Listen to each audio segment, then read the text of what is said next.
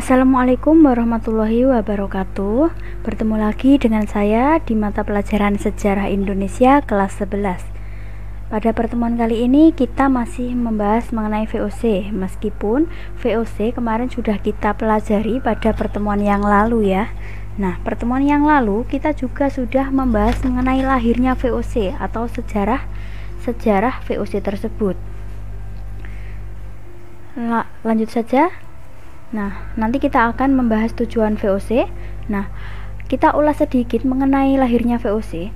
Pada tahun 1598 ini, Parlemen Belanda mempunyai usul pembentukan kongsi dagang ya. Saat itu dengan tujuan agar tidak terjadi persaingan antar pedagang. Kemudian pada Maret 1602 ini terbentuklah VOC yang akan kita bicarakan nanti ya. Lalu apa sih tujuan VOC itu sendiri? Tujuannya itu ada apa saja? Yang pertama, tujuannya yaitu menguasai pelabuhan. Tentunya pelabuhan di Indonesia. Nah, ini merupakan salah satu tujuan dibentuknya VOC. Letaknya yang sangat strategis, maksud saya letak Indonesia itu membuat VOC ini berkeinginan untuk menguasai pelabuhan yang ada. Nah, sehingga dengan kekuasaan ini VOC ini dapat menguasai segala sumber daya, baik sumber daya alam, sumber daya manusia yang ada di Indonesia tersebut. Lalu yang kedua, monopoli perdagangan.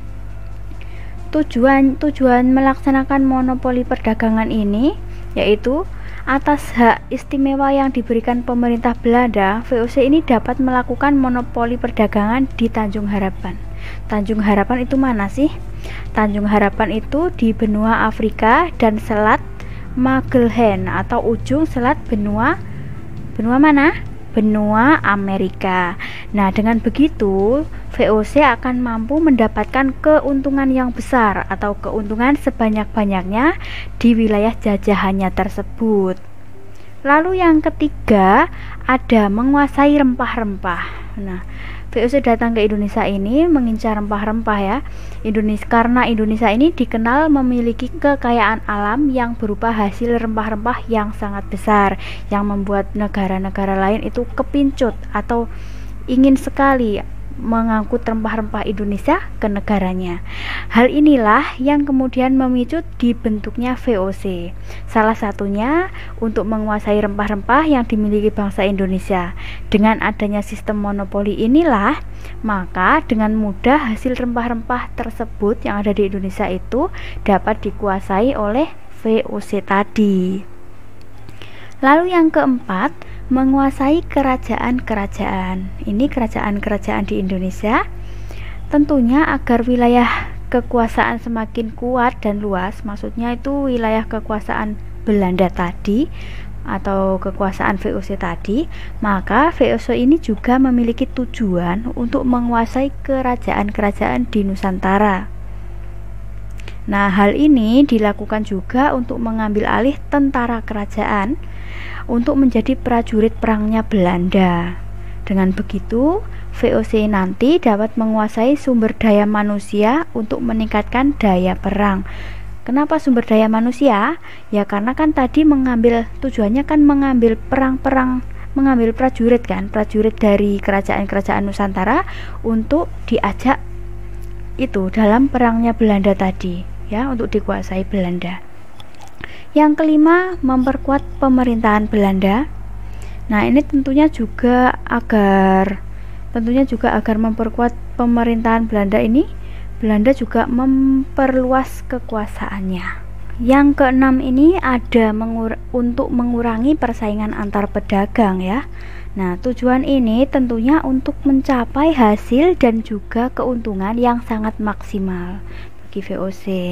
Nah, selain itu, tujuannya didirikan VOC ini yaitu untuk mengatasi masalah persaingan dengan pedagang yang berasal dari Eropa seperti Spanyol, Portugal, dan Inggris.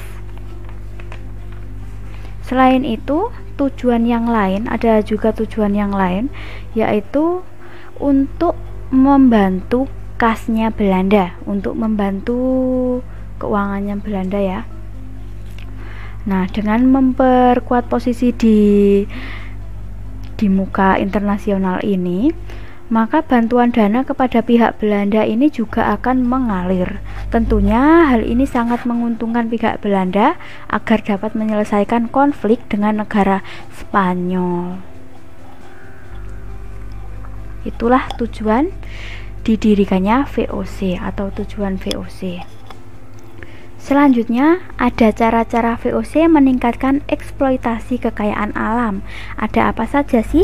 Ada banyak, di situ ada 5. Silahkan kalian juga bisa menyimaknya di LKS kalian masing-masing. Yang pertama, merebut pasaran industri, maksud saya merebut pasaran produksi pertanian. Ini biasanya dengan memaksakan monopoli seperti monopoli rempah-rempah di Maluku dan lain-lain. Yang kedua, tidak ikut aktif secara langsung dalam kegiatan produksi hasil pertanian. Nah, cara memproduksi hasil pertanian ini dibiarkan berada di tangan kaum pribumi itu sendiri. Tetapi yang penting VOC ini memperoleh hasil-hasil pertanian dengan mudah, yaitu maksudnya saya jelaskan, VOC-nya itu tidak ikut dalam proses produksi, tapi VOC mau mengambil hasil produksinya, mau hasilnya nggak ikut kegiatannya. Yang ketiga, VOC selalu mengincar dan menduduki tempat-tempat yang strategis. Ya, cara-cara yang dilakukan tersebut di samping dengan kekerasan dan peperangan juga melakukan politik adu domba. Kejam sekali ya VOC ini. Yang keempat, melakukan intervensi terhadap kerajaan-kerajaan di Nusantara. Maksud intervensi sendiri yaitu campur tangan, berarti adanya campur tangan VOC terhadap kerajaan-kerajaan di Nusantara, terutama menyangkut usaha pengumpulan hasil bumi dan pemaksaan monopoli, serta melakukan intervensi atau campur tangan dalam hal pergantian penguasa lokal. Yang kelima, lembaga-lembaga pemerintahan tradisional atau bisa disebut kerajaan masih tetap dipertahankan dengan harapan, ini ada harapan tersembunyi atau maksud terselubungnya, yaitu agar dapat diperalat. Kalau tidak mau bisa diperangi ya. Jadi pemerintahan tradisional ini dapat diperalat. Ini tujuannya buat diperalat. Kalau mereka tidak mau, mereka diajak perang atau diperangi sendiri oleh VOC tadi. Selanjutnya yaitu daerah kekuasaannya VOC. Nah, di sini disebutkan ada Ambon dan Jayakarta. Saat itu VOC ini menanamkan kekuasaannya di Ambon pertama kali ya. Nah, pada tahun 1609 lalu kekuasaannya ini dipindahkan ke Jayakarta atau Sunda Kelapa atau bisa disebut juga Batavia. Nah, Jayakarta ini bisa dikatakan lebih strategis daripada Ambon ini ya. Nah, di Jayakarta ini VOC mampu menguasai Loji sebagai benteng pertahanan untuk memperkuat kedudukannya di Jayakarta ini. Ketika itu tempat ini sangat begitu ramai dikunjungi oleh masyarakat lokal ataupun asing termasuk Inggris ya. Inggris saat itu juga datang ke Jayakarta ini. Namun kedatangan Inggris ini menyebabkan kedudukan VOC ini terancam atau VOC merasa terancam oleh kedatangan Inggris. Karena apa? Karena saat itu Inggris mendirikan organisasi yang disebut EIC. Oleh karena itu lalu VOC menyebarkan pengaruhnya lagi di Maluku, lalu di Jawa Tengah untuk bersaing dengan EIC tersebut. Lalu kita lanjutkan yang terakhir, runtuhnya VOC atau bangkrutnya VOC ini dilatar belakangi oleh beberapa hal. Di antaranya yang pertama ini banyaknya pegawai VOC yang melakukan korupsi. Nah, korupsinya ini berupa barang-barang yang diperoleh VOC ini dari daerah-daerah dan penguasa yang ditaklukannya ini banyak yang langsung dijual atau diperdagangkan kepada para pedagang asing, namun keuntungannya masuk ke saku pribadi, ya.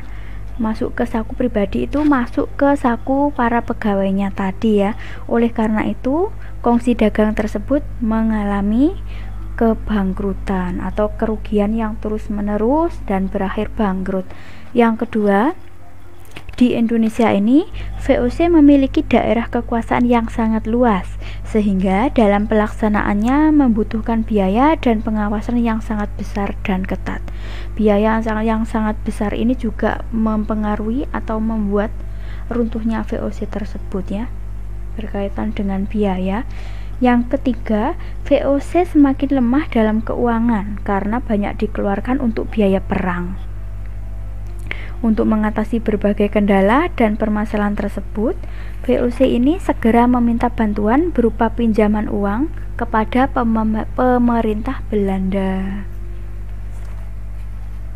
Nah, dalam perkembangan selanjutnya, VOC ini tidak memiliki pemasukan, sehingga utang VOC ini kepada pemerintah Belanda semakin menumpuk dan mungkin tidak sanggup untuk membayarnya ya, sehingga VOC ini akhirnya bangkrut dan runtuh karena dilatar belakangi oleh hal-hal tersebut. Nah, itulah yang dapat saya sampaikan. Semoga bermanfaat. Apabila ada kesalahan saya mohon maaf. Wassalamualaikum warahmatullahi wabarakatuh.